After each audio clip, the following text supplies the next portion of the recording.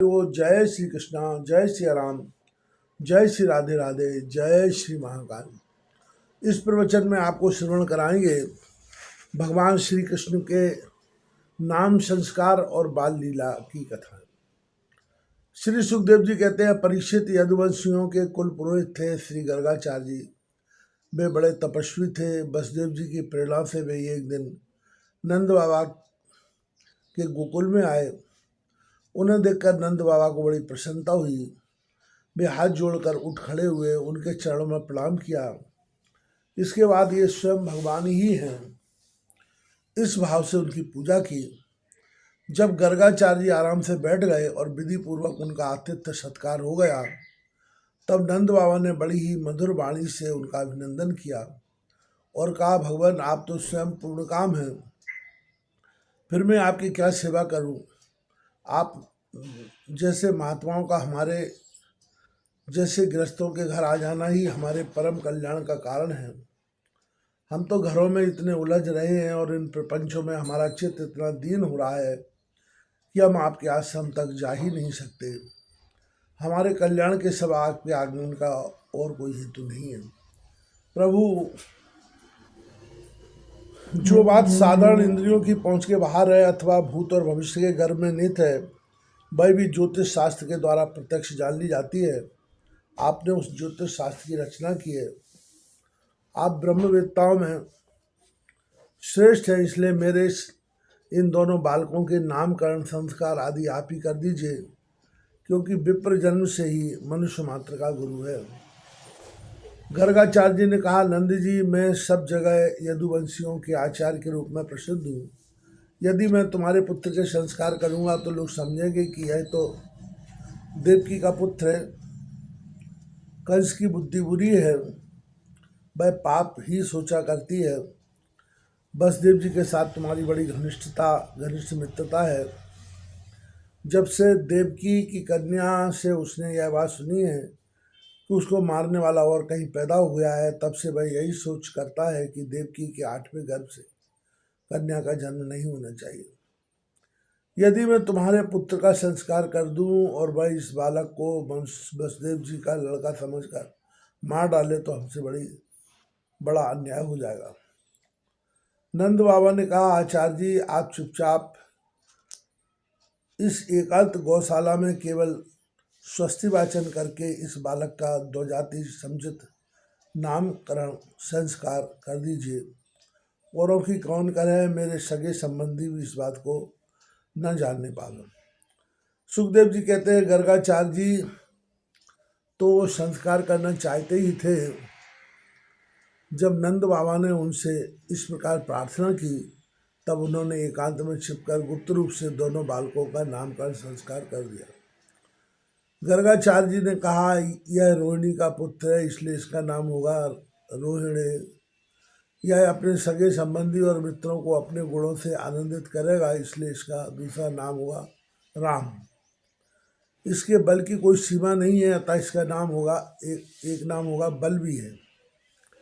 यह यादवों में तुम लोगों में कोई भेदभाव नहीं रखेगा और तुम लोगों में फूट पड़ने पर मेल कराएगा, इसलिए इसका एक नाम संकर्षण भी है। और यह जो सांवला सांवला है, यह प्रत्येक युग में शरीर ग्रहण करता है। पिछले युगों में इसने क्रमशः श्वेत, रक्त और पीत, ये 3 विभिन्न रंग स्वीकार किए थे। अब की बार यह कृष्णवर्ण हुआ है, इसलिए इसका नाम हुआ कृष्ण। नंद जी, यह तुम्हारा पुत्र पहले कभी वसुदेव जी के घर भी पैदा हुआ था, इसलिए इस रहस्य को जानने वाले लोग इसे श्रीमान वासुदेव भी कहते हैं। तुम्हारे पुत्र के और भी बहुत से नाम हैं तथा रूप भी अनेक हैं। इसके जितने गुण हैं और जितने कर्म, उन सब के अनुसार अलग अलग नाम पड़ जाते हैं। मैं तो उन नामों को जानता हूँ, परंतु संसार के साधारण लोग नहीं जानते। यह तुम लोगों का परम कल्याण करेगा। समस्त गोप और गौओं को यह बहुत ही आनंदित करेगा। इसकी सहायता से तुम लोग बड़ी बड़ी विपत्तियों को बड़ी सुगमता से पार कर लोगे। ब्रजराज, पहले युग की बात है, एक बार पृथ्वी में कोई राजा नहीं रह गया था। डाकुओं ने चारों लूट खसोट मचा रखी थी। तब तुम्हारे इसी पुत्र ने सज्जन पुरुषों की रक्षा की और इससे बल पाकर उन लोगों ने लुटेरों पर विजय प्राप्त की। जो मनुष्य तुम्हारे सांवले सलोने शिशु से प्रेम करते हैं वे बड़े भाग्यवान हैं। जैसे विष्णु भगवान के कर कमलों की छत्र छाया में रहने वाले देवताओं को असुर नहीं जीत सकते, वैसे ही इससे प्रेम करने वालों को भीतर या बाहर किसी भी प्रकार के शत्रु नहीं जीत सकते। नंद जी चाहे जिस दृष्टि से देखें, गुण में, संपत्ति और सौंदर्य में, कीर्ति और प्रभाव में तुम्हारा यह बालक साक्षात भगवान नारायण के समान है। तुम बड़ी सावधानी और तत्परता से इसकी रक्षा करो। इस प्रकार नंद बाबा को भली भांति समझाकर आदेश देकर गर्गाचार्य जी अपने आश्रम को लौट गए। उनकी बात सुनकर नंद बाबा को बड़ा ही आनंद हुआ। उन्होंने ऐसा समझा कि मेरी सब आशा लालसाएं पूरी हो गई, अब मैं कृतकृत हूँ। परीक्षित कुछ ही दिनों में राम और श्याम घुटनों और हाथों के बल बकैयां चल चलकर गोकुल में खेलने लगे। दोनों भाई अपने नन्हे नन्हे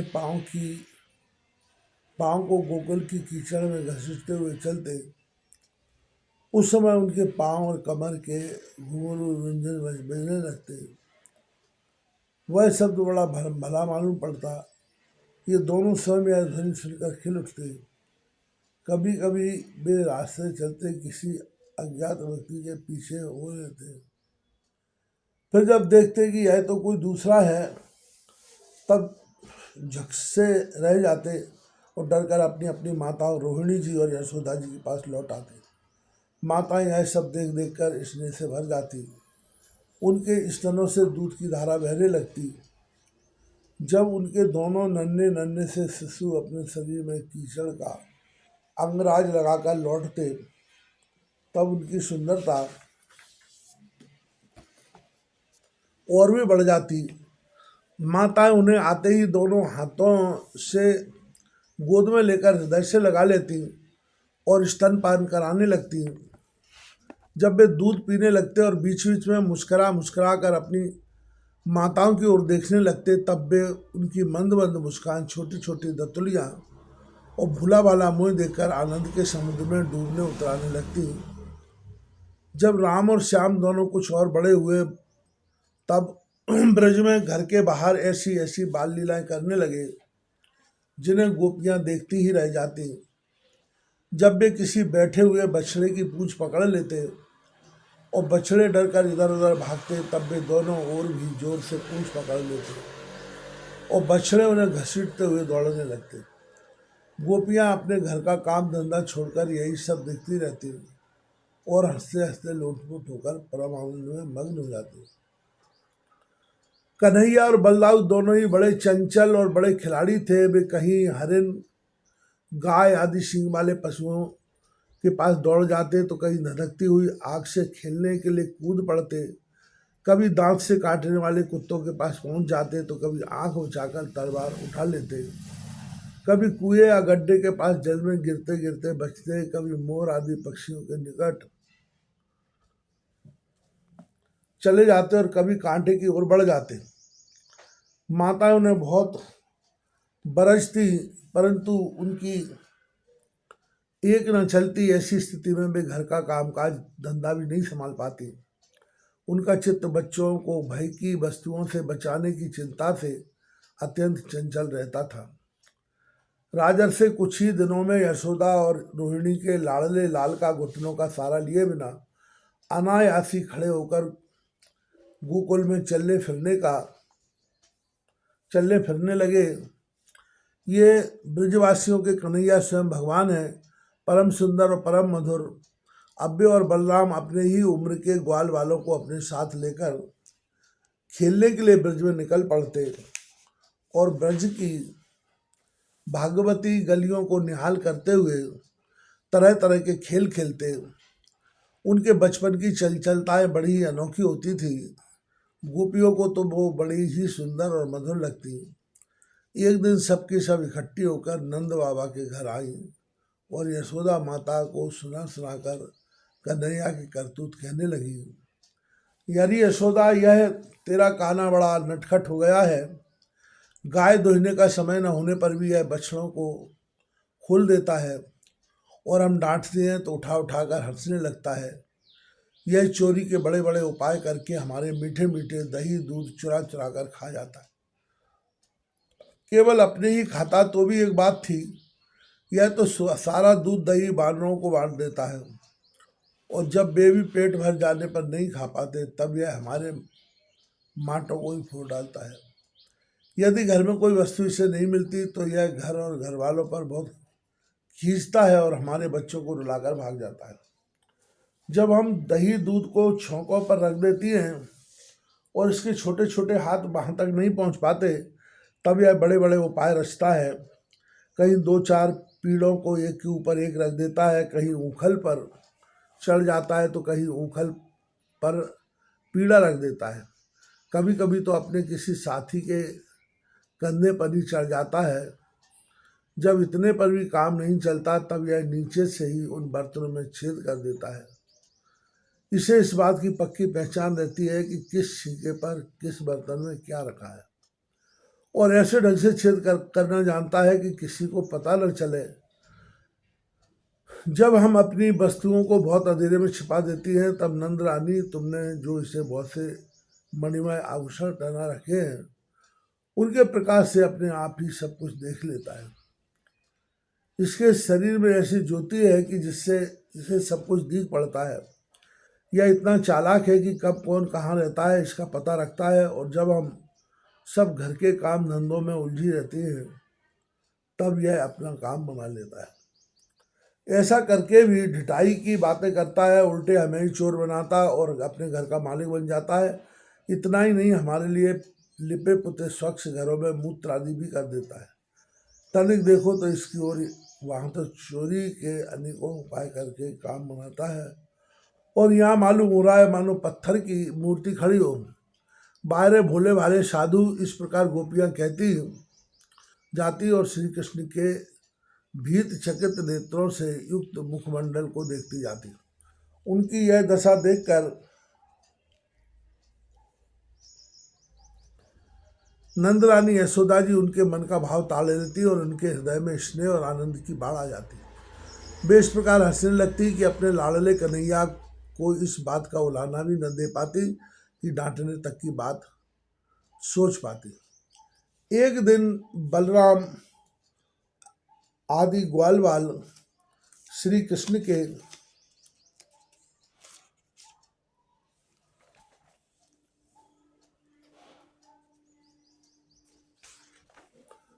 साथ खेल रहे थे। उन लोगों ने माँ यशोदा के पास आकर कहा, माँ कन्हैया ने मिट्टी खाई है। हितैषनी यशोदा ने श्री कृष्ण का हाथ पकड़ लिया। उस समय श्री कृष्ण की आंखें डर के मारे नाच रही थीं। यशोदा मैया ने डांट कर कहा, क्यों रे नटखट, तू बहुत ढीठ हो गया है। तूने अकेले में छिपकर मिट्टी क्यों खाई? देख तो तेरे दल के तेरे सखा क्या कह रहे हैं। तेरे बड़े भैया बलदाऊ भी तो उन्हीं की ओर से गवाही दे रहे हैं। भगवान श्री कृष्ण ने कहा, माँ मैंने मिट्टी नहीं खाई, ये सब झूठ बक रहे हैं। यदि तुम इनकी बात को माँ सच मानती हो तो मेरा मुंह तुम्हारे सामने ही है, तुम अपनी आंखों से देख लो। यशोदा जी ने, अच्छी बात, यदि ऐसा है तो मुंह खोल। माता के ऐसा कहने पर भगवान श्री कृष्ण ने अपना मुंह खोल दिया। परीक्षित, भगवान श्री कृष्ण का ऐश्वर्य अनंत है।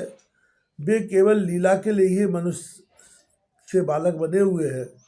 यशोदा जी ने देखा कि उनके मुंह में चर अचर संपूर्ण जगत विद्यमान है। आकाश भय शून्य जिसमें किसी की गति नहीं, दिशाएं पहाड़ द्वीप और समुद्रों के साथ सारी पृथ्वी, बहने वाली वायु, वैद्युत अग्नि चंद्रमा और तारों के साथ संपूर्ण ज्योतिर्मंडल, जल तेज पवन, बियत प्राणियों के चलने फिरने का आकाश, वैकारित अहंकार के कार्य देवता, मन इंद्रिय पंच तन्मात्राएं और तीनों गुण श्री कृष्ण के मुख में दिख पड़े। परीक्षित, जीव काल स्वभाव कर्म उनकी वासना और शरीर आदि के द्वारा विभिन्न रूप में दिखने वाला यह संसार, विचित्र संसार संपूर्ण बिरज और अपने आप को भी यशोदा जी ने श्री कृष्ण के नन्हे से खुले हुए मुख में देखा। वे बड़ी शंका में पड़ गईं। वे सोचने लगीं कि यह कोई स्वप्न है या भगवान की माया। कहीं मेरी बुद्धि में ही तो कोई भ्रम नहीं हो गया है। संभव है मेरे इन बालकों में ही कोई जन्मजात योग सिद्धि हो, जो चित्त मन कर्म और वाणी के द्वारा ठीक ठीक तथा सुगमता से अनुमान के विषय नहीं होते।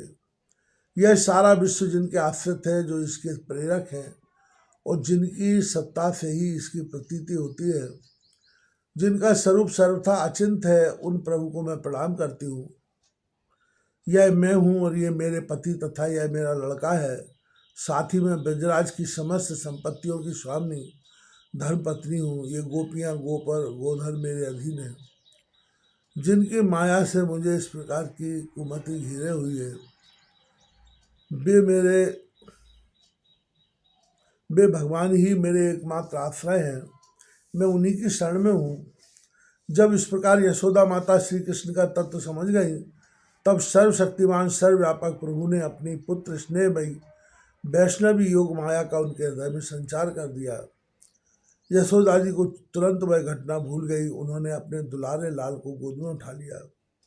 जैसे पहले उनके हृदय में प्रेम का समुद्र उमड़ता रहता था, वैसे ही फिर उमड़ने लगा। सारे वेद उपनिषद सांख्य योग और भक्तजन जिनके महात्मा का बलि भांति गीत गाते गाते अघाते नहीं है, उन्हीं भगवान को यशोदा जी अपना पुत्र मानती थी। राजा परीक्षित ने पूछा, भगवान नंद बाबा ने ऐसा कौन सा बड़ा मंगलमय साधन किया था और परम सौभाग्यवती यशोदा जी ने ऐसी कौन सी तपस्या की थी, जिसके कारण स्वयं भगवान ने अपने श्री मुख से उनका स्तनपान किया। भगवान श्री कृष्ण के वे लीला है जो वे अपने ऐश्वर्य और महत्ता आदि को छिपाकर ग्वाल वालों से करते हैं, इतनी पवित्र है कि उनका श्रवण कीर्तन करने वाले लोगों के भी सारे पाप ताप शांत हो जाते हैं। त्रिकालदर्शी ज्ञानी पुरुष आज भी उनका गान करते रहते हैं। वे ही लीला है उनके जन्मदाता माता पिता देवकी वसुदेव जी को तो देखने तक को ना मिली, और नंद यशोदा उनका अपार सुख लूट रहे हैं। इसका क्या कारण है? श्री सुखदेव जी ने कहा, परीक्षित नंद बाबा पूर्व जन्म में एक श्रेष्ठ वसु थे। उनका नाम था द्रोण और उनकी पत्नी का नाम था धरा। उन्होंने ब्रह्मा जी के आदेशों का पालन करने की इच्छा से उनसे कहा, भगवान जब हम पृथ्वी पर जन्म लें, तब जगदीश्वर भगवान श्री कृष्ण में हमारी अनन्य प्रेम भक्ति हो, जिस भक्ति के द्वारा संसार में लोग अनायासी दुर्गतियों को पार कर जाते हैं। ब्रह्मा जी ने कहा, ऐसा ही होगा। वे ही परम यशस्वी भगवान में द्रोण ब्रज में पैदा हुए और उनका नाम हुआ नंद, और वे ही धरा इस जन्म में यशोदा के नाम से उनकी पत्नी हुई। परीक्षित, अब इस जन्म में जन्म मृत्यु के चक्कर से छुड़ाने वाले भगवान उनके पुत्र हुए, और समस्त गोपियाओं की अपेक्षा इन पति नंद और यशोदा जी का उनके प्रति अत्यंत प्रेम हुआ। ब्रह्मा जी की बात सत्य करने के लिए भगवान श्री कृष्ण बलराम जी के साथ ब्रज में रहकर समस्त ब्रजवासियों को अपनी बाल लीला से आनंदित करने लगे।